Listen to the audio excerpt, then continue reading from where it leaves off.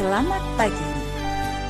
Kembali bersama saya, Evangelis Inneke Wahyudi, dalam acara Renungan 5 Menit bersama Bapak Gembala Muda Ade Sugeng Miguno. Mari kita siapkan hati kita untuk firman Tuhan kali ini. Oke, shalom alaikum rekan-rekan semuanya. Jumpa lagi dengan saya di Yom Shishi atau hari Jumat, hari yang ke-6 di minggu ini. Dan untuk renungan hari ini saya akan ambilkan kembali dari Amsal 22 ayat yang ke-9. Saya akan bacakan, orang yang baik hati akan diberkati karena ia membagi rezekinya dengan si miskin. Oke, rekan-rekan semuanya, kalau dalam bahasa Inggrisnya lebih jelas lagi, orang yang baik hati, kata baik hati di sini sebenarnya menggunakan kata generous ya, atau orang yang dermawan ya. Dan membagi rezekinya, dikatakan membagi rezekinya itu menggunakan kata food ya. Jadi orang yang membagi makanannya ya. Jadi rekan-rekan, banyak sekali dari antara kita mungkin yang bertanya-tanya ya, gimana sih rahasianya atau resepnya kita diberkati oleh Tuhan kita dengan melimpah ya. Saya perpuluhan udah, melayani udah, ini udah, itu udah, apa dong yang kurang ya. Sampai-sampai ada yang pernah kontak saya bilang, Pak, apa saya ini dikutuk ya. Nah rekan-rekan, hari ini saya ingin meneruskan kembali pemberitaan firman Tuhan mengenai berkat-berkat yang melimpah. Kalau menurut Torah ya, seperti kita tahu, kitab Amsal pun itu termasuk dalam perjanjian lama ya, termasuk dalam kitab-kitab yang dipegang oleh kakak kita, bangsa Yahudi.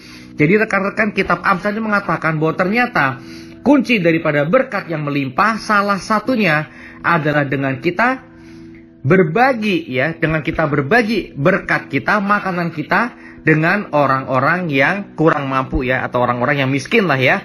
Jadi rekan-rekan, kalau hari ini Anda menantikan jawaban Tuhan, gimana caranya ya biar diberkati dengan melimpah? Kalau kemarin saya beberapa hari yang lalu mengadakan web seminar, di mana saya kembali mengatakan bahwa perpuluhan itu ada 3 sebenarnya. Tapi yang terkenal itu hanya perpuluhan Lewi, karena itu ditekankan oleh gereja untuk dibawa ke gereja ya. Perpuluhan yang kita setorkan ke gereja, dan itu betul. Tapi sebenarnya ada 2 perpuluhan lagi. Jadi pendapatan kita atau income kita itu 10% yang kedua itu dibuat yang namanya perpuluhan untuk festival. Itu kita simpan sendiri. Kalau ada retret atau ada ibadah-ibadah yang di luar ibadah yang tiap hari Sabat, maka kita bisa menggunakan dana yang telah kita simpan sebagai perpuluhan festival.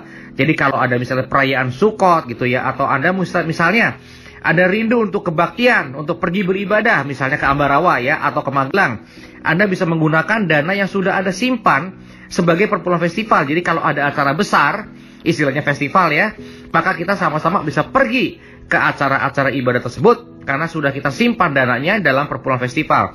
Nah yang ketiga, yang seringkali diabaikan atau dilupakan oleh teman-teman kita, oleh saudara-saudara kita, sesama orang-orang Nasrani atau orang-orang Kristen, yaitu adalah perpuluhan ketiga, yang kalau bahasa kerennya zaman sekarang namanya perpuluhan diakonia.